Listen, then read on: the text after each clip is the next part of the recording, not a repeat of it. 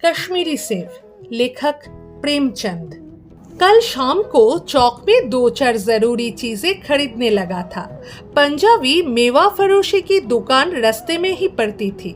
एक दुकान पर बहुत अच्छे रंगदार गुलाबी सेब सजे हुए नजर आए। जी ललचा उठा। आजकल शिक्षित समाज में विटामिन और प्रोटीन के शब्दों पर विचार करने की प्रवृत्ति हो गई है। टमाटर को पहले कोई मुफ्त में भी नहीं पूछता था, अब टमाटर भोजन की आवश्यक अंग बन गया है। गाजर भी पहले गरीबों के पेट भरने की चीज थी। अमीर लोग तो उसका हलवा ही खाते थे, मगर अब पता चला है कि गाजर में भी बहुत विटामिन है।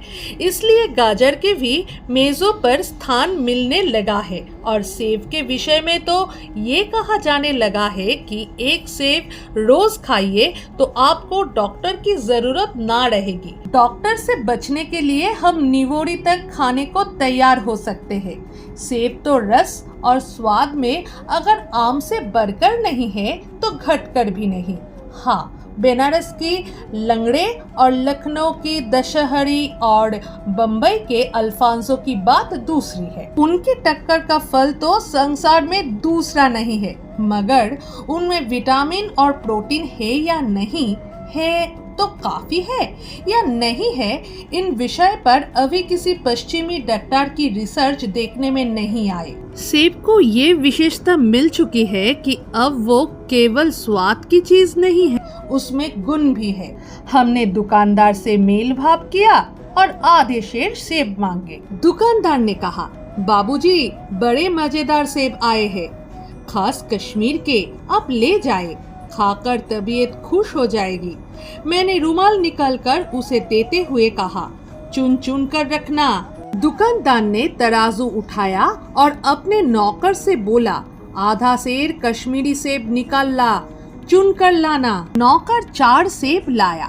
दुकानदार ने तोला, एक लिफाफे में उन्हें रखा और रुमाल में बांधकर मुझे दे दिए।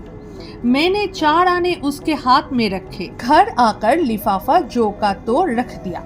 रात को सेब या कोई दूसरा फल खाने का कायदा नहीं है। फल खाने का समय तो प्रातः काल है। आज सुबह मुंह हाथ धोकर जो नाश्ता करने के लिए एक सेब निकाला तो वो सड़ा हुआ था। 1 रुपए का आकार का छिलका गल गया था। समझा रात को दुकानदार ने देखा ना होगा। दूसरा निकाला, मगर वो आधा सड़ा हुआ था। अब संदेह हुआ दुकानदार ने मुझे धोखा तो नहीं दिया। तीसरा सेब निकाला, वो सड़ा तो ना था, मगर एक तरफ दबकर बिल्कुल पिचक गया था। चौथा देखा, वो या तो बेदाग था, मगर उसमें एक काला सुराख था, जैसा अक्सर बेरों में होता है।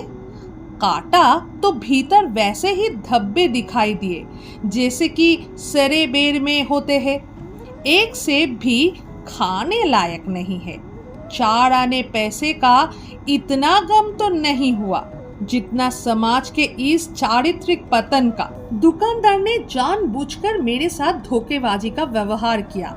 एक सेब सड़ा हुआ होता तो मैं उसको क्षमा के योग समझता, सोचता उसके निगाह ना पड़ी होगी, मगर चारों के चारों खराब निकल जाए ये तो साफ धोखा है। मगर इस धोखे में मेरा भी सहयोग था। मेरा उसके हाथ में रुमाल रख देना मानो उसे धोखा देने के प्रेरणा थी।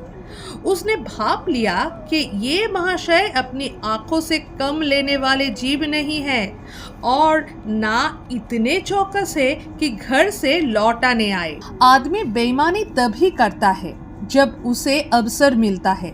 बेईमानी का अवसर देना, चाहे वो अपने ढीलेपन से हो या सहज विश्वास से, बेईमानी में सहयोग देना है। पढ़े लिखे बाबुओं और कर्मचारियों पर तो अब कोई विश्वास नहीं करता। किसी थाने, कचहरी या म्यूनिसिपैलिटी में चले जाइए, आपकी ऐसी दुर्गति होगी कि आप बड़ी से बड़ी हानि उठाकर भी उधर न जाएंगे। व्यापारियों के शक अभी तक बनी हुई थी।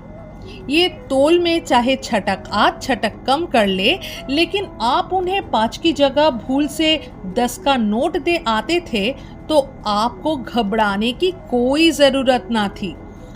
आपके रुपए सुरक्षित थे। मुझे याद है, एक बार मैंने मोहर्रम के मेले में एक खमचे वाले से 1 पैसे की रेवड़ियाँ ली थी और पैसे की जगह अठानी दे आया था। घर आकर जब अपनी भूल मालूम हुई तो खिमचे वाले के पास दौड़ा गया। आशा नहीं थी कि वो अठानी लौटाएगा, लेकिन उसने प्रसन्न चित्त भाव से अठानी लौटा दी और उल्टे मुझे क्षमा मांगी। ये कश्मीरी सेब के नाम से सड़े हुए सेब बेच जाते हैं।